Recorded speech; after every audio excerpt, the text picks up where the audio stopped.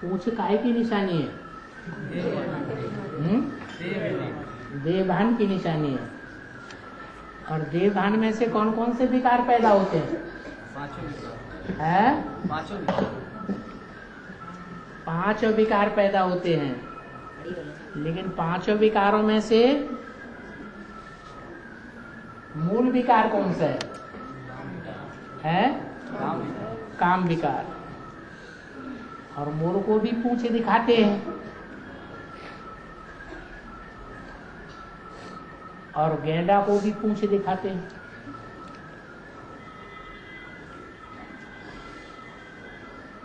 सुंदर पूछ किसकी होती है?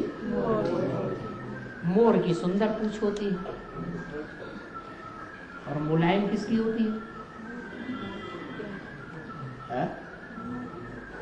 मुलायम पूछ मोर की होती है।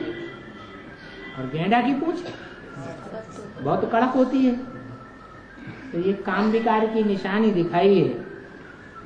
जैसे शंकर जी को 5 सर्प दिखाते हैं। कमर में काम विकार का, दोनों हाथों में क्रोध और लोभ का, गले में मोह का और सर के ऊपर अहंकार का। वो सबका बाप है ना? है कि कामियों का ही बाप है? हैं? अहंकारियों का भी बाप है। तो जो कमर में पूंछ दिखाई गई है वो काम विकार की निशानी है। हनुमान को पूंछ दिखाई गई, लेकिन वो पूंछ है ब्रह्मचारी की है या विकारी की है? ब्रह्मचारी की है। जो भी चित्र दिखाए जाते हैं, चित्रों में जो भी चित्रण किया जाता है वो संपूर्ण अवस्था का किया जाता है या अपूर्ण अवस्था का किया जाता है? संपूर्ण अवस्था का। तो हनुमान के रूप में पार्ट बजाने वाली जो आत्मा है वो जब संपूर्ण बन जाती है तो संपूर्ण होने पर उसकी पूंछ में रावण संप्रदाय वाले रावण जो है वो आग लगा देते हैं। कहते हैं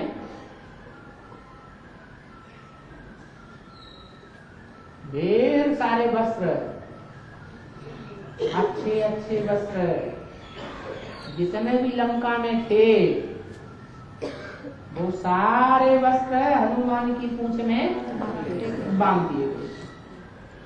अब वस्त्र माना क्या? कपड़ा माना क्या? कपड़ा माना शरीर रूपी कपड़े। जो भी सुंदर सुंदर कपड़े थे वो देह अभिमानी रावण के राज्य में सारे कपड़े चुन चुन करके उसकी पूंछ में बांधे गए और तेल डाल दिया भिगोने के लिए। क्या घी नहीं डाला? तेल बोल पट बांध कर पावक देव लगाए। तेल से वो कपड़े डुबो दिए गए। तो आग जोर से लगेगी या कब लगेगी? जोर से आग। बातें काम की कैसे? हनुमान कौन है? ब्रह्मा बाबा अभी अपूर्ण है या संपूर्ण है? अभी तो अपूर्ण है। अपूर्ण है तो काम विकार की पूंछ काम करती होगी या नहीं है? किसके शरीर के द्वारा काम करेगी? है? धीरे से गाने के लिए बोलते हो? कोई चोरी है क्या? है? खुला खेल फरक्काबादी है? बोलो। है? साकार से राम के शरीर। हाँ, राम और कृष्ण ये दो साथी हैं, जैसे कहते हैं बाप दादा। तो बाप दादा एक शरीर है, दो आत्माएं। ऐसे ही रामकृष्ण की आत्माएं भी शरीर एक है और आत्माएं पार्टधारी अलग अलग है।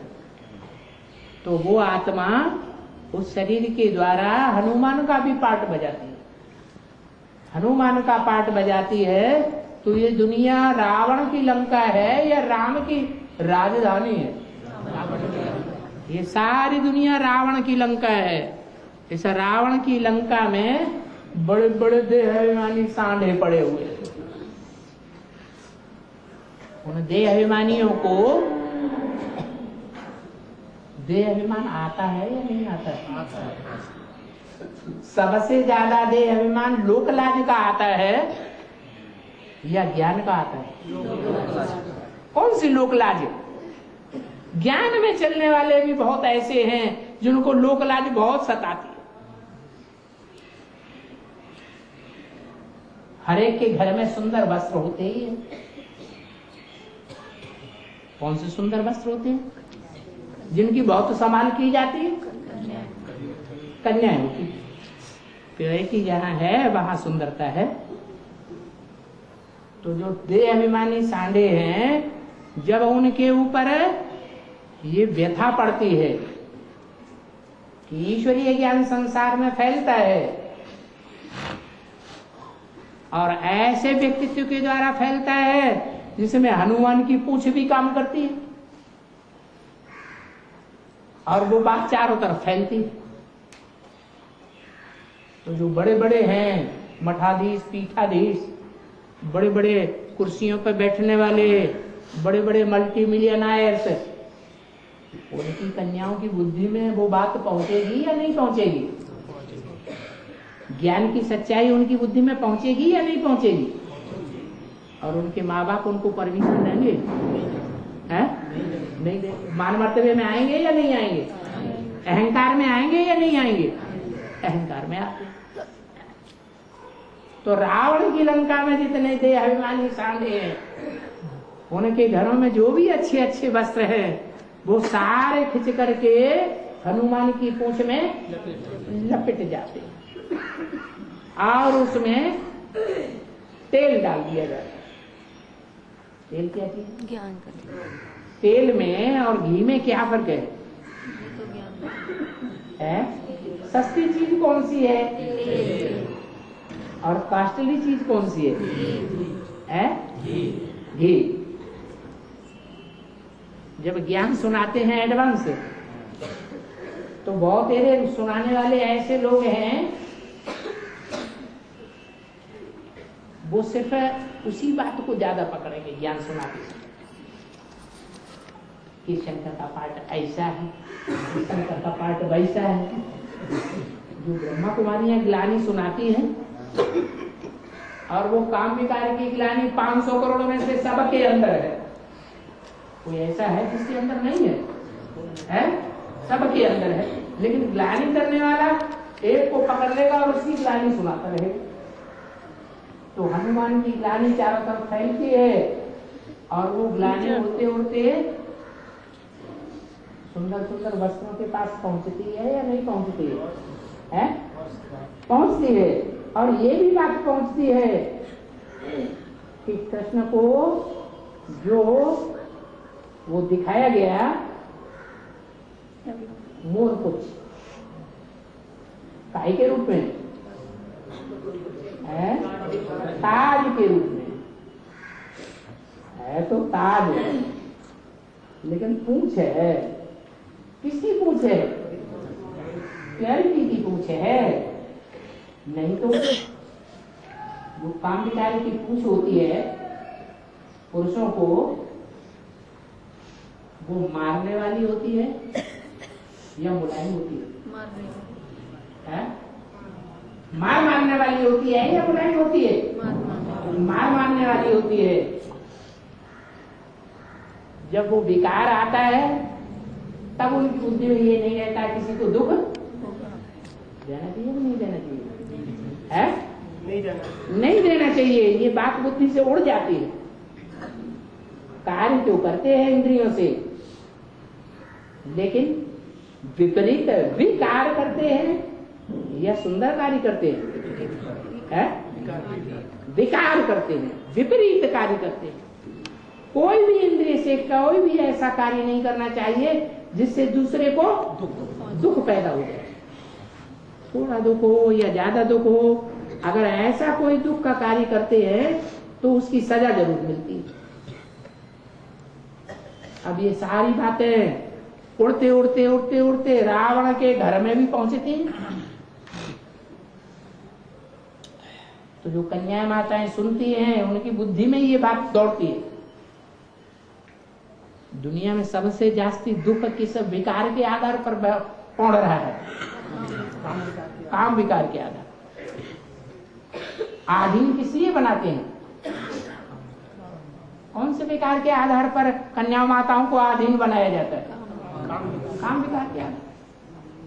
तो जब ये सच्चाई पहुंचती है तो वो ढेर के ढेर वस्त्र हनुमान की पूंछ में आकर के गिरते हैं। उसे सरेंडर होना कह लो।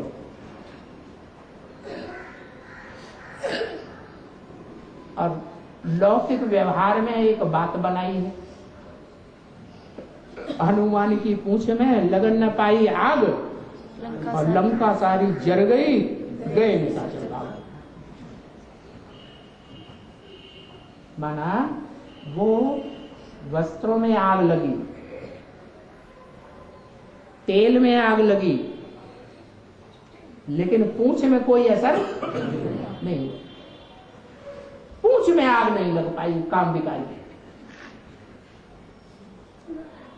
वो दिखाते हैं कि समंदर में जाकर के उन्होंने पूंछ को डुबो दिया।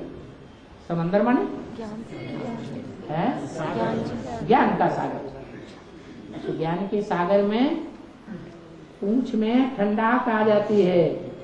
वैसे भी बाबा बोलते हैं योग से कर्मेंद्रियां कैसी होती है? हो जाती है शीतल हो। तो है ये बड़ा लंबा चौड़ा अर्थ। रामायण में एक दो चौपाई के रूप में बोल दिया। बोलने वाले कवि ने तो बोला, जिस समय बोला था उनकी बुद्धि में ये बात रही होगी? है नहीं रही। किसने बुलवाया? टाइम पर बुलवाया। कवि जो है कविता करता है, लेकिन कविता के भाव को कवि समझता है, लेकिन कवि से भी ज्यादा कौन समझता है? रवि समझता है। इसलिए कहावत है कैसा समझे कवि और क्या समझे रवि।